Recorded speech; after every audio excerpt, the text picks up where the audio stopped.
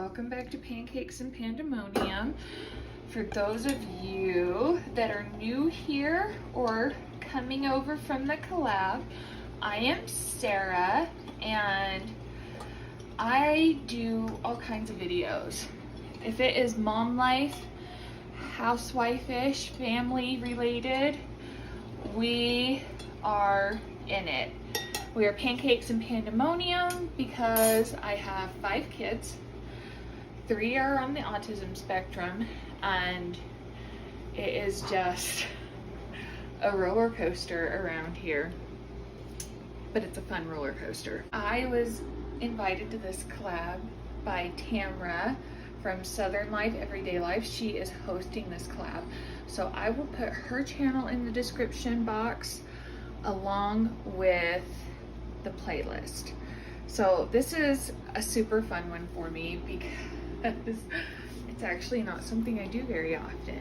This is a cookbook collab, and you guys, with some YouTube love, my recipe tonight is coming from Jen Chapin and her brand new cookbook.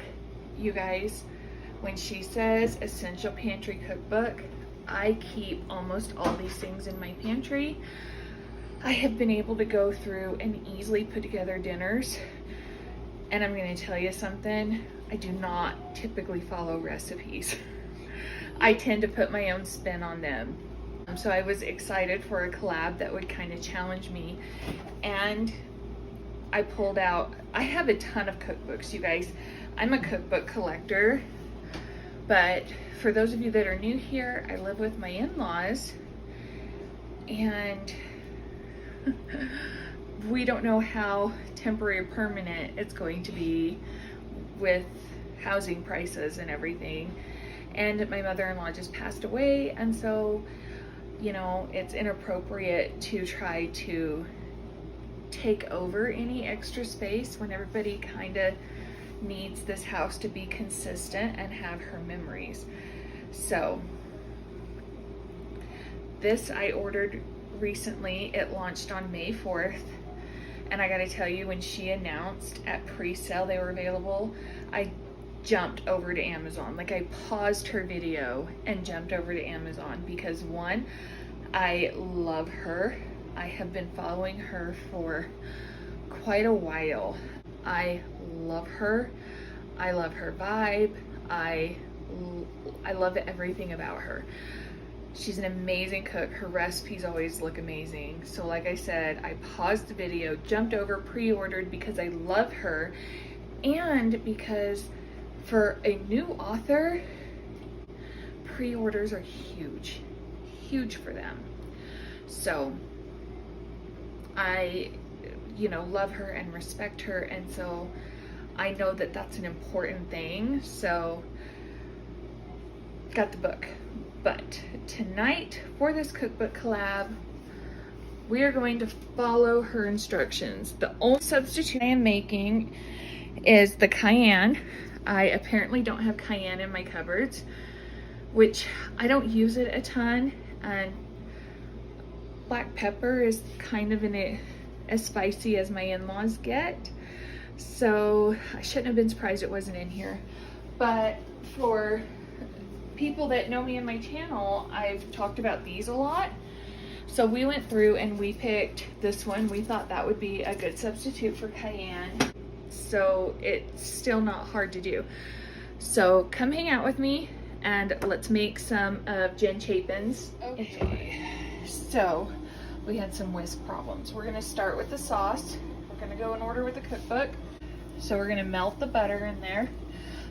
By the way, life hack, one of my really good friends, Marilyn, told me if you buy like the dollar store or just the cheapy wire whisk, I know you can find these at Walmart and Target too, but she buys these and squeezes them for a skinny whisk for roux.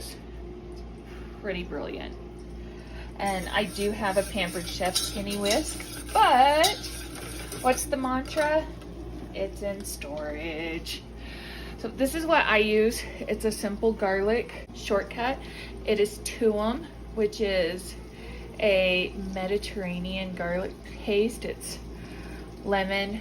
It is mostly garlic with a little bit of lemon juice and sea salt. Super easy, delicious, great shortcut. She calls for 1 clove of garlic, so if you have it, use that. This is amazing. Or just, you know, the squeezy garlic, equal to a teaspoon, but it's not that huge of a deal.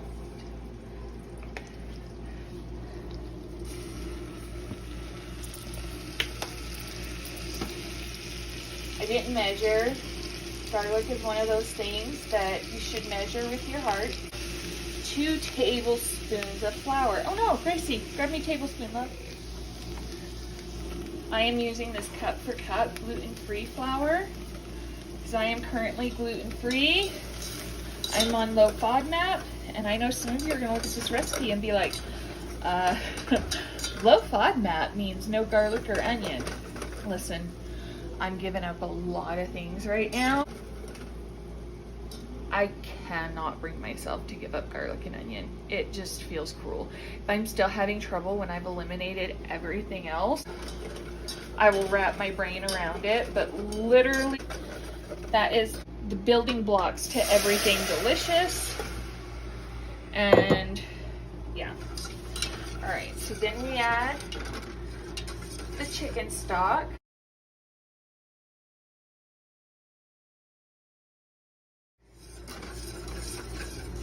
With flour for 2 minutes. Are the vegetables? I'll let this sit thicken a little bit. Oh, let's do this. I'm gonna turn the phone off. You guys don't want to hear it. So this roux is hard at work. Okay, next we're gonna add 6 tablespoons of tomato paste. So I'm gonna tell y'all a story about this. I just had that tablespoon. Where'd I put it? It's in the flour. Right. So when it comes to enchilada sauce, I have a very strong bias against tomato-based enchilada sauces. I am extremely partial to, I guess it's New Mexican style. I'm gonna use this whole can. I think that's gonna be all of it. It says 6 tablespoons, so I'm hoping that's a whole can. I'm praying that's a whole can. But when I did the second one, we were at a little more than half. So yeah, that was seeming like the right thing. Oh, see, I was patient and it thickened up. Yay. Okay, so I have this big bias. I am a serious fan of red chili, and my understanding is even in Mexican food restaurants, it's generally not a tomato base. Okay, salt, cumin, and cayenne. Okay. All right, guys, this got like hot fast and it's bubbling. It like popped at me, so, and it is thick. So we're gonna take this off the heat and see if it'll play nice while I get the other ingredients in here.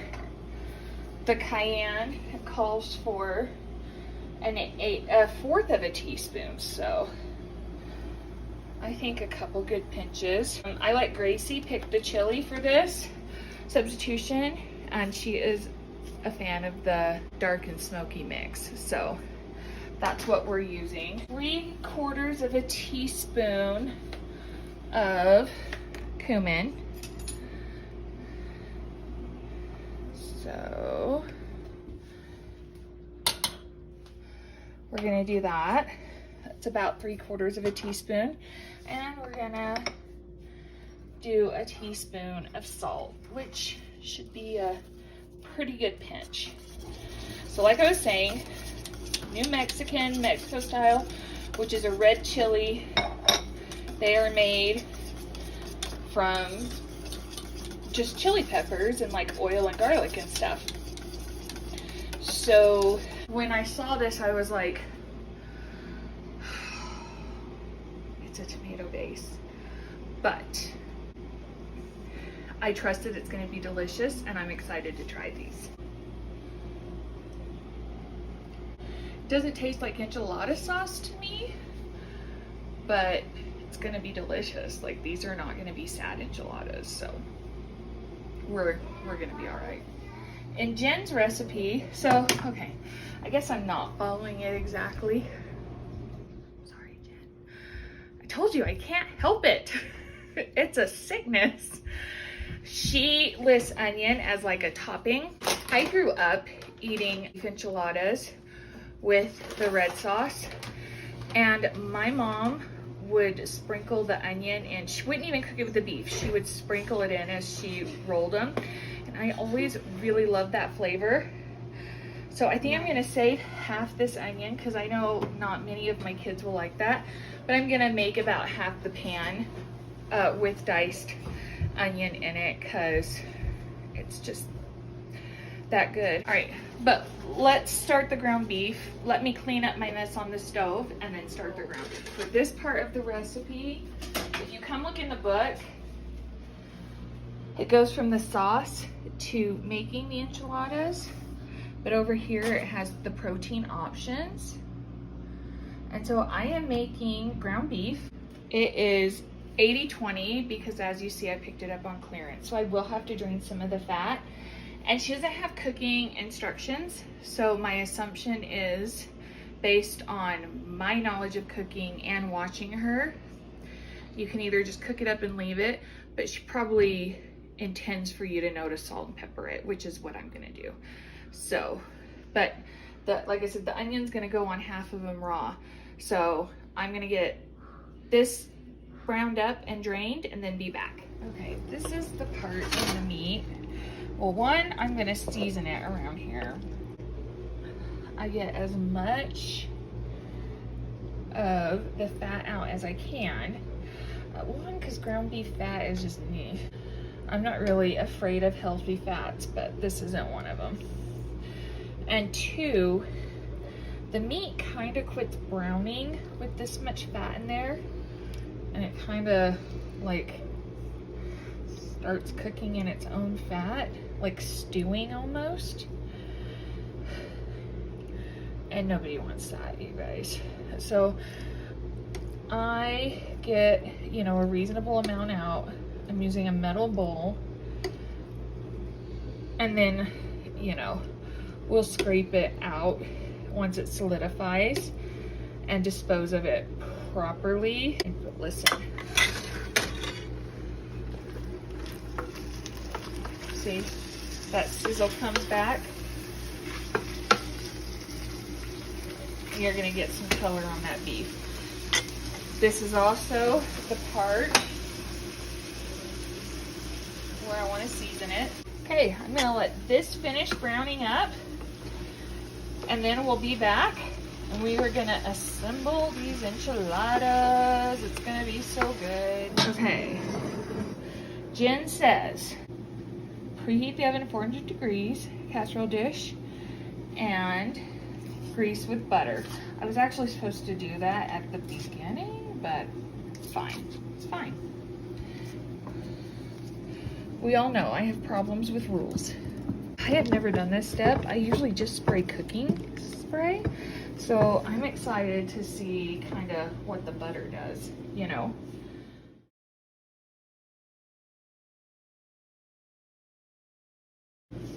Okay, so now we're gonna come down here and we're gonna pour a 1/4 cup into the bottom of the casserole dish and spread it. You wanna grab me a measuring? She says to put everything in a bowl and stir in a 1/2 cup of the enchilada sauce. I'm just gonna leave everything in my pan, and I just went ahead and threw the onion in. Just easier that way. The only person who's really gonna have trouble with it probably wouldn't eat it anyway without it, So I also just realized I used 2 pounds of meat versus, she probably just meant like a pound. I'm gonna have a little bit extra sauce, but I still think I'm gonna have enough to cover it and it'll be fine. She probably just meant to use a pound. I wasn't even thinking about that. We got these out last night for Taco Tuesday. And then didn't use them because everybody wanted dessert for dinner. And I was just clear out of energy. So I had gone to lay down and Dad was like, yeah, that's fine with me. So that's how that went. So I'm gonna spread that around. All right, that looks good. So we're gonna leave that in there. So next, we're gonna microwave the tortillas until they're warm and pliable. And I'm gonna place a 1/4 cup of filling in each tortilla and roll to seal. So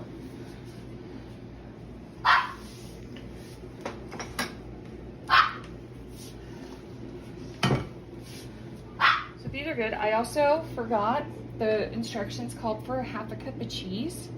So, I mean, honestly, I just threw in a handful. And then you do a 1/4 cup.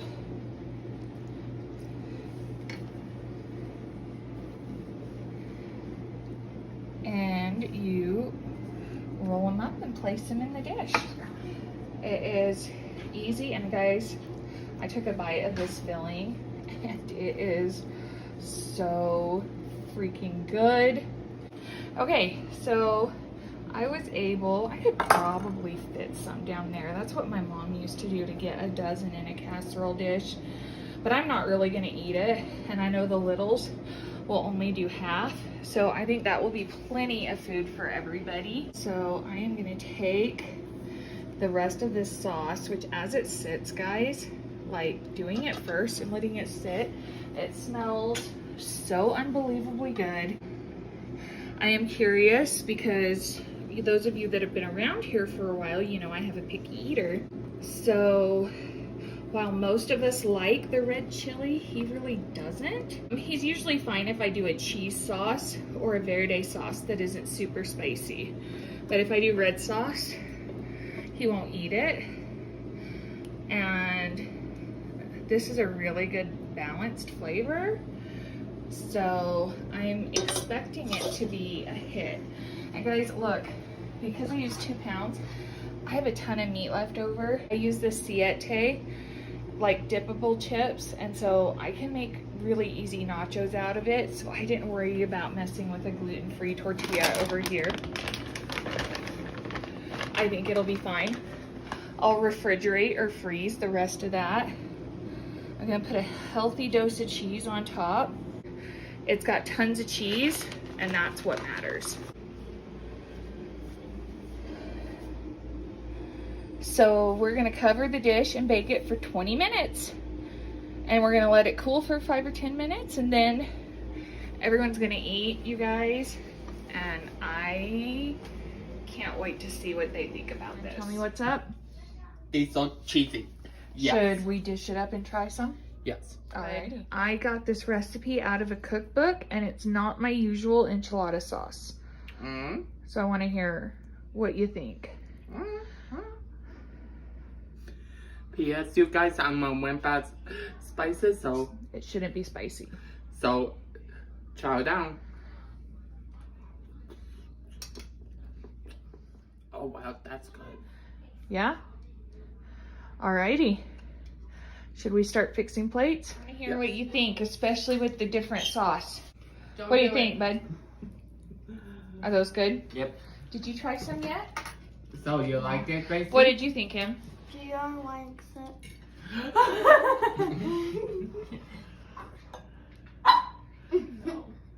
Okay, alright, just tell me, do you like the enchiladas? Yes. What do you think, Mace? Do you like that sauce a little better than the one I used to make? Give me that. Give me that.